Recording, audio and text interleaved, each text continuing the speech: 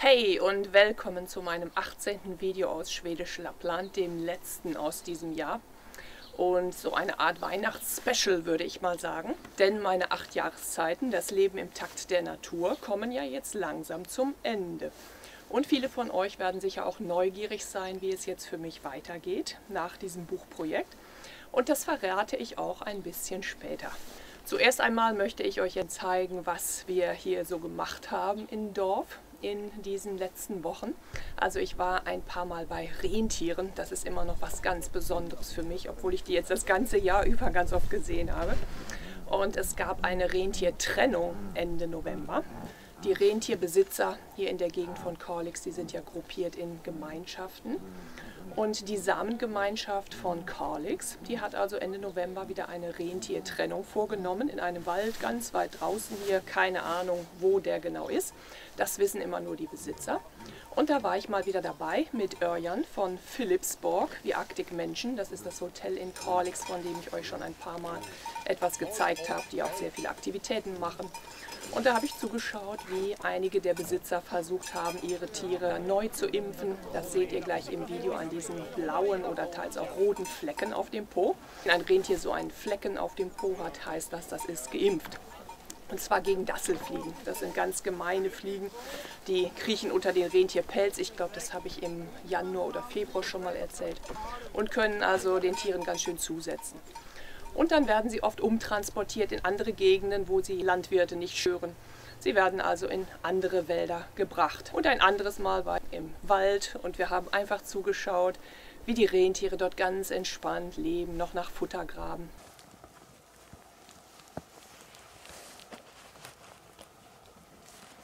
Hey, ich stehe gerade mitten in einem großen Rentiergehege, wo die Rentiere jetzt einen Teil des Winters verbringen, nachdem sie ja am Sonntag neu getrennt wurden von der Samengemeinschaft hier von Kalix.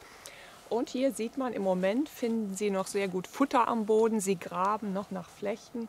Und manchmal haben wir auch gesehen, manche haben sich hier hingelegt. Und wenn die sich hinlegen, heißt das immer, dass es ihnen besonders gut geht, dann sind sie zufrieden.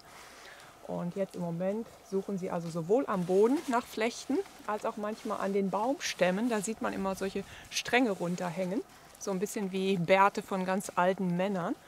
Problem wird jetzt nur, falls es in den nächsten Tagen am Boden friert in der Nacht, dann bildet sich die Eisschicht unter dem Schnee auch und sie kommen nicht mehr ans Futter ran und dann wird meistens zugefüttert hier von den Menschen. Aber im Moment geht es noch ganz gut und die Tiere sind gerade sehr entspannt.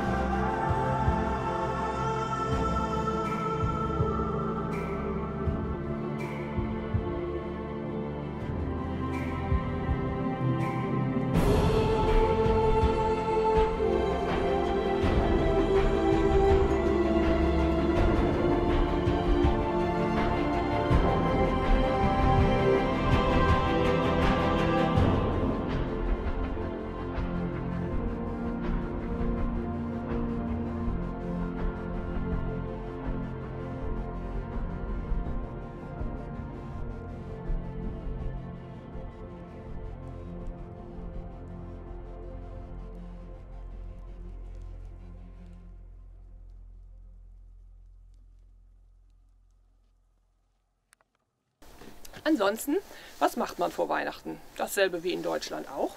Also zum Beispiel backen, nur dass man hier zum Beispiel Lussekatta und pepparkakor, also Lebkuchen selber backt. Das habe ich mit meiner deutschen Freundin Andrea mal ausprobiert. Zum ersten Mal schwedisches Gebäck. Hat nicht ganz so gut geklappt, wie ihr gleich sehen werdet. Aber das Wichtigste ist, dass man es einfach versucht. Ne? Also jetzt bin ich bei Andrea, die hat es richtig schön gemacht hier in der Küche. Und wir werden jetzt gleich ein paar Weihnachtsgebäcke, schwedische, ausprobieren. Na Lotta, du bist auch schon aufgeregt, ne? Und Andrea hat auch Glögg gemacht. Das ist ja ein bisschen wie der Glühwein, aber mit Blaubeerwein, ne? Oder hast du was gesagt? Blaubeerwein, genau. Und da sind mit selbstgepflückten Blaubeeren, ne? Genau. Apfelsinen drin und Gewürze wie Kardamom, Zimt. Und hier haben wir Jülöl, also das ist Weihnachtsbier. Und Jülmüst, was ist da drin? Das ist ein typisches, sehr süßes Getränk, das die hier zu Weihnachten trinken. Auch zu Ostern gibt es das ähnlich. Also für mich schmeckt es so ein bisschen wie eine Mischung aus Cola und Malzbier. Und dieser Ziegenbock, was hat der für eine Bedeutung? Ich nehme mal an, früher hat ja nicht der Nikolaus und die Rentiere die Geschenke gebracht, sondern der Tomten und der Ziegenbock. Weil das Tiere waren, Nutztiere, die hier gelebt haben oder die viele Haushalte hatten als Nutztiere. Und der Tomten ist ja lebt eigentlich im Stall und passt auf die Tiere auf und deren Bewohner. Und wenn dann nicht zu Weihnachten der Milchreis vor die Tür kommt, möglichst noch mit Butter oder mit irgendwas Leckerem, möglichst in einer Holzschüssel mit einem Holzlöffel, dann ist er beleidigt und könnte dem einen oder anderen einen Streich spielen. Also als erstes werden wir heute versuchen, schwedische Lussekatter zu backen. Das ist ein Gebäck speziell für Lucia-Tag. Der ist am 13. Dezember und dieses Lucia-Gebäck ist mit Safran. Ein Engel dazu, das kann nur gut gehen. Lucia. Das ist die Lucia? Echt? Ah ja, jetzt sehe ich sie. Die ist aber hässlich. So, und dann als nächstes gibt es noch Pepparkaka. So, jetzt fangen wir an mit dem Safran zu arbeiten für unsere Lussekatter. Da muss 3 Päckchen Safran müssen in einen Teil von unserer erhitzten Milch rein. Sieht aus wie Blut.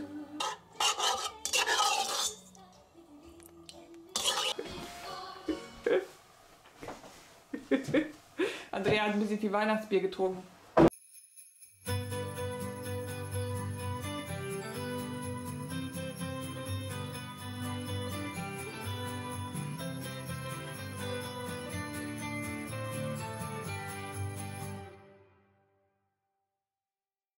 Da muss man so eine eingerollte S-Form irgendwie machen aus diesem Lussekatter, ne? Sieht doch aus wie eine 8. Die 8 Jahreszeiten. Das ist doch perfekt. Lussekatter brauchen Augen, damit es Katzenaugen sind. Katzenaugen. Hier dein Schafskopf.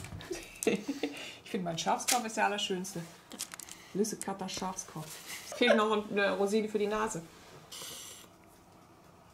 Erste Blech Lussekatter ist fertig. Das sieht doch perfekt aus, finde ich, ne? Der Backkarteig ist ein bisschen fest geworden, ne? Ja, aber eigentlich müsste das so sein. Meinst du? Nur wie will ich den noch ausrollen? Den kannst du nicht ausrollen. Komm mal helfen. Komm. Kümmer du dich mal. Kau das mal durch hier.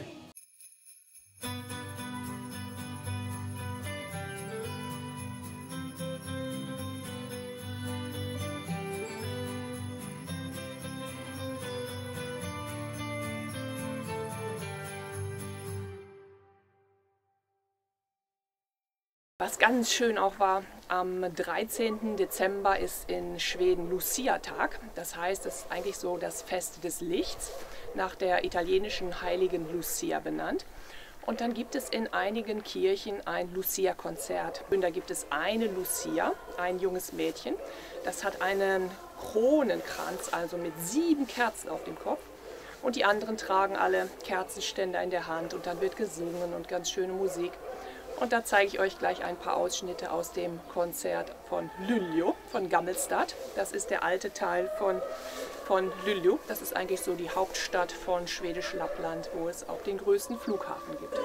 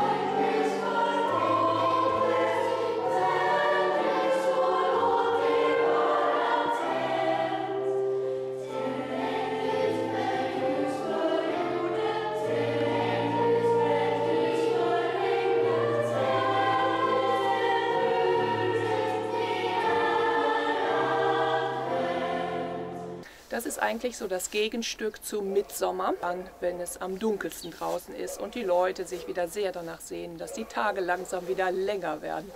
Was jetzt ja auch so um den 21. Dezember der Fall sein wird. Außerdem habe ich 4-mal mittlerweile ein Jülbord gegessen. Das ist das Weihnachtsbuffet. Und das gibt es in vielen Restaurants schon ab etwa Ende November, meist am Wochenende. Das ist ein riesen Buffet. Da findet man also kalten Fisch, kaltes Fleisch, dann warme Gerichte, dann Käse und Kekse und Kuchen und Süßigkeiten. Und ich habe gedacht, boah, wow. Und man muss sich wirklich sehr zurückhalten. Wenn man zuerst zu viel zulangt, dann ist man schon pappsatt. Zu dem Jülbord erzählt euch gleich ein bisschen mehr Johanna. Johanna ist eine der Besitzerinnen von Kukkolafossen, einem wunderschönen Hotel mit Spa und Restaurant und allem. An der finnisch-schwedischen Grenze, am Fluss direkt, am Torne älv, der Finnland und Schweden voneinander trennt. Und das ist wirklich ein wunderschöner Ort und das ist so ein leckeres Jülbord. So this is a traditional Christmas table from this part of Sweden, the Torne Valley. We have the border to Finland is very close. So half of my village is in Finland and half of the village is in Sweden. Then this affects the Christmas table. We have influencer both from Finnish side and Swedish sides. Traditional, you go 7 times to take Christmas food. So you start with herrings and potato. And this year we also have some vegetarian herrings. So they are made from turnip and from mushrooms. And it continue with cold fish. So we have the pâté of salmon and bleak and smoked salmon and cured salmon and caviar and different salads. After the fish and salads, you go for the meat. And traditional, we have the Christmas ham is very important, but also the game meat. So this is from reindeer, and this is from game pâté. And then you have lamb, and also you have this, I don't know the English word, the sylta from moose. Okay. Also reindeer, and this Christmas ham. So then you have some cheese, and then some desserts, cookies and candy. Technique is that you should take a taste of everything. So you take small pieces. Yes. And you take it like a circle on the plate so you remember what it is. And then when you have tasted everything, you go back and you take more of your favorite things. Right. Do you have it at home as well, the Jülbord on Christmas Eve, or Yes. when do you do it? Yes. You start preparing the day before, the 23. And in my parents' home, we have the tradition to do the Christmas ham the day before. So you make it in the oven, you bake the ham, and you eat it warm with mashed potato and peas. And then the next day in the morning, you also can use the ham with this special Christmas porridge, rice porridge. And then you make sandwiches with this ham. And then in the evening you have the traditional Christmas table also. Tack så mycket, Johanna. Dann habe ich auch einmal Eis gebadet. Das war eine ganz spannende Erfahrung. Und dieses Eisbad, das Wasser war so ja knapp über 0 Grad. Und ein paar Dörfler hier haben also ein Loch gebohrt in das Eis mit einem Eisbohrer und einer Eissäge. Also es ist ganz schön viel Arbeit. Das Problem ist, es gibt keine Sauna hier. Ich habe das schon mal gemacht in Finnland bei minus 10 Grad oder so, aber dann gab es direkt daneben eine Sauna. Das ist eine ganz andere Sache, wenn man keine Sauna hat, also kein Sicherheitsnetz und danach reinfliehen kann, dann muss man wirklich sehen, wie man schnell warm wird. Und das erste Mal waren meine Hände eingefroren. Ich hatte, glaube ich, eine halbe Stunde kein Gefühl mehr in meinen Fingern. Das war gar nicht gut. Das zweite Mal habe ich dann Neoprenhandschuhe mitgenommen. Da ging das schon sehr viel besser. Und dieses Gefühl, einfach was zu machen, wo man wirklich eigentlich Angst vor hat, wo man nicht weiß, wie der Körper reagiert. Das war für mich letzten Endes eigentlich wie eine ganz schöne Zusammenfassung von meinem Jahr hier in Schwedisch Lappland. Dieses mit kleinen Schritten reingehen in etwas, wo man nicht genau weiß, was erwartet mich da eigentlich genau, was passiert, wie werde ich reagieren, halte ich das aus? Und es einfach zu machen, Schritt für Schritt jede Stufe runter ins eiskalte Wasser, bis einem das Wasser zum Halse steht. Ja, genau so hat sich dieses Jahr für mich oft angefühlt, auch wenn es wunderschön war, es war nicht immer leicht. Und nach dieser guten Minute bin ich rausgekommen aus dem Wasser und mir war kalt, klar war mir kalt. Ich habe gelitten. Aber dann, als mir wieder warm wurde, da kam überall so ein Kribbeln, so ein wirklich Gefühl von intensivem Leben zurück in meinen Gliedmaßen, in meinen Körper. Ich merkte, boah, verdammt, ich lebe. Und das ist genau ein Gefühl, das hatte ich dieses Jahr in der Natur hier oben ganz oft. Dieses wirklich intensive Gefühl, dass alle Sinne wach sind, ich ganz intensiv im Moment lebe und einfach für alles aufnahmefähig bin, was gerade in diesem Moment um mich herum passiert. Und ich glaube, das ist etwas, das ich in der Stadt zu wenig verspürt habe, für das ich mich jetzt aber auch öffne nach diesen Erfahrungen hier, einfach um auch mit dem Kopf mal bei der Sache zu sein, wenn ich rausgehe auf die Straße. Was sehe, rieche, spüre, schmecke, fühle ich gerade. Einfach ein bisschen offenere Sinne zu haben, auch in der Stadt, das möchte ich auf jeden Fall versuchen. Und ansonsten eine von den Lektionen, die ich mitnehme von Schwedisch Lappland, das ist einfach mit diesem ständigen Wandel, den uns auch die Natur vorlebt, mitzugehen. Keinen Widerstand zu leisten, auch wenn ich eigentlich noch keine Lust habe schon wieder auf minus 20 Grad und Schnee. Ich hätte es gern noch ein bisschen wärmer, noch ein bisschen mehr Sonne, mehr Licht. Aber es ist, was es ist und die Menschen, die Tiere, die Pflanzen müssen es annehmen. Und genauso ist es doch im Leben letzten Endes auch. Ne? Es passiert dauernd irgendwas, alles geht zu schnell oder zu langsam. Es ist nie eigentlich so, wie wir es haben möchten. Aber wenn wir mitgehen im Fluss, in diesem Wandel und uns mitziehen lassen und uns öffnen für das, was gerade passiert und die Schönheit darin entdecken, ich glaube, dann kann man so viel mehr Zufriedenheit finden im Leben, im Alltag. Und das ist etwas, was ich probieren möchte, auch wenn ich wieder einige Monate zurück in der Stadt bin. Und etwas anderes, was ich von den Menschen hier vor Ort gelernt habe, das ist, dass man einfach für alles eine Lösung findet. Der erste Satz, den ich auf Schwedisch hier gelernt habe, ist "Det kommer att lösa sig". Das wird sich lösen. Und ich habe zuerst gedacht, boah, die Menschen sind hier irgendwie zu naiv, die spinnen. Die denken immer so, ja, positiv, gibt nicht eine Lösung für alles. Und dann über die Monate habe ich gemerkt, auch manchmal, wenn irgendwas ganz aussichtslos erschien und ich die Hoffnung eigentlich schon verloren hatte, auf einmal, zack, da war irgendeine Lösung da. Und meistens habe ich diese Lösung nicht mal allein gefunden, sondern mit Hilfe oder zusammen mit Menschen, mit denen ich über meine Probleme oder Sorgen auch gesprochen hatte. Und wie meine Freundin Maria immer sagt, wenn du mal was sagst und deine Probleme teilst, dann ist ein Teil der Probleme schon weg. Und dieses Gefühl, dass alles, was auch gerade schwer scheint oder mir Sorgen macht oder wo ich nicht genau weiß, wie komme ich damit jetzt klar, selbst für diese Dinge wird es Lösungen geben, wenn man auch mal Probleme teilen kann, wenn man offen ist für diese Lösungen und nicht einfach blockiert bleibt in seinen eigenen Gedanken und seinem eigenen doch sehr begrenzten Horizont. Denn wir sind nun mal nicht allein und gerade diese Dorfgemeinschaft in so einem winzigen Dorf wie Båtskärsnäs hat mir gezeigt, du bist vielleicht neu, du bist fremd, aber du bist nicht alleine. Und das ist ein Gefühl, was ich gerne auch weitergeben möchte, wenn ich zurück bin in der Stadt. Ja, und ansonsten haben sich einige von euch ja gefragt, was ich jetzt machen werde nach diesem Jahr. Geplant war ja, ich fahre Anfang Januar zurück nach Deutschland, nach Hamburg, so nachdem ich mein Buch zu Ende geschrieben habe. Fakt ist jetzt, ich werde noch bis Mitte März hier in Schwedisch Lappland bleiben. Ich werde erstmal das Buch in Ruhe zu Ende schreiben, denn die Deadline ist 1. Februar. Und das kommt dann hoffentlich, wenn alles gut geht, im September raus. Und ja, was passiert nach Mitte März? Bleibe ich dann immer in Hamburg? Werde ich wieder zu meinem alten Leben zurückkehren, jetzt wo es mit Corona ein bisschen ruhiger geworden ist? Und wieder die ganze Zeit durch die Welt reisen, viele Pressereisen machen, mal ein paar Tage hier und dort an der Oberfläche von irgendwelchen Ländern, Kulturen und Menschen kratzen? Nein, nicht wirklich. Ich habe immer gesagt, das Leben im Takt der Natur hier in Schwedisch Lappland ist ein Experiment. Und ich habe mich entschlossen, ich mache ein neues Experiment. Ich fahre wieder nach Hamburg zurück. Ich werde auch in Hamburg wohnen bleiben. Freue mich schon riesig auf meinen Freund und meine Kater und meine Mutter.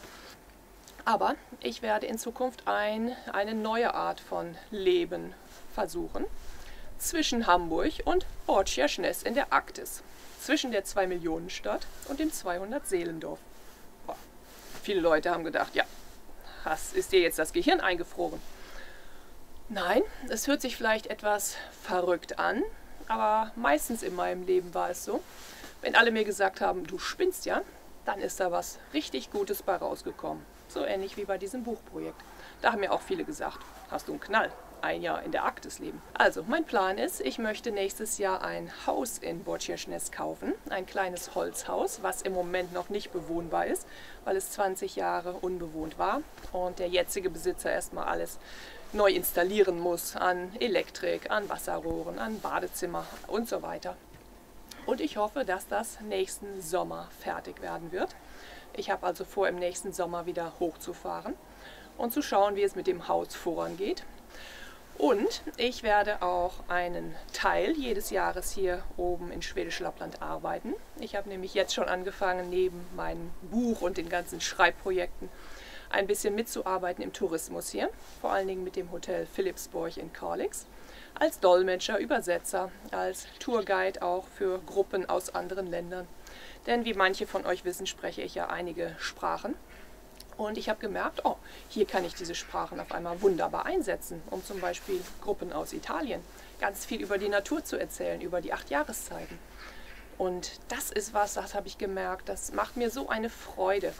Nicht nur in Buchform etwas zu vermitteln über das, was die Natur mir hier in diesem Jahr mitgegeben hat, sondern auch Menschen vor Ort mit meiner Begeisterung anzustecken, mit dem, was ich gelernt habe über die 8 Jahreszeiten, über die Rentiere, was ich von den Samen gelernt habe, von den Nordschweden hier, von den Menschen. Es ist mein Plan, das in Zukunft ein bisschen zu entwickeln, in Zusammenarbeit mit anderen, die im Tourismusbereich tätig sind, aber vielleicht auch meine eigenen Touren mal anzubieten mit der Zeit. Und da würde ich mich riesig freuen, wenn ihr am Ball bleibt, vielleicht selber mal hochkommt und vielleicht sogar mit mir oder mit einigen Freunden oder Kollegen von mir auf Tour geht, um einzutauchen in diese wunderbare Natur, ständig im Wandel, um mehr zu lernen über die Tiere, über die Pflanzen, über die Menschen hier. Und das ist was, was ich neben meinem Schreiben mir beruflich aufbauen möchte als zweites Standbein. Und den anderen Teil des Jahres in Hamburg oder auf kleineren Reisen mit ein bisschen mehr Tiefgang, über die ich wirklich Lust habe zu schreiben. Das wird sicher ganz spannend werden, denke ich. Und wenn ihr Lust habt, dabei zu sein, habe ich auch vor, meinen YouTube-Kanal weiterzuführen. Vielleicht habt ihr Lust, mal in den Kommentaren zu schreiben, ob ihr interessiert seid, ob ihr weiter dabei sein möchtet. Und dann geht es also nicht nur um Schwäbisch Lappland, sondern um ein Leben zwischen Norddeutschland und der Arktis. Damit wünsche ich euch ganz, ganz schöne Weihnachtstage für euch und eure Lieben und einen guten Rutsch in ein gesundes neues Jahr, in dem auch hoffentlich ihr manchmal einfach etwas wagt, von dem alle sagen, seid ihr verrückt. Seid mutig, versucht was Neues, entwickelt neue Projekte und macht auch manchmal irgendwas, von dem euch euer Herz sagt, das ist jetzt genau das, was ich machen möchte. Ihr müsst nicht alle Antworten sofort haben. Seht zu, dass ihr den ersten Schritt wagt und der nächste Schritt folgt von selbst. Und öffnet euch einfach für die Menschen um euch herum, die euch bestimmt auf die eine oder andere Weise unterstützen. So wie mich dieses Jahr ganz, ganz liebe Menschen unterstützt haben. Vor allen Dingen mein Freund, meine Mutter und noch ganz viele andere Menschen. Ihr wisst alle, wen ich meine, ohne dass ich euch jetzt alle namentlich nenne. Danke, 1000 Dank und hoffentlich sehen wir uns im nächsten Jahr wieder.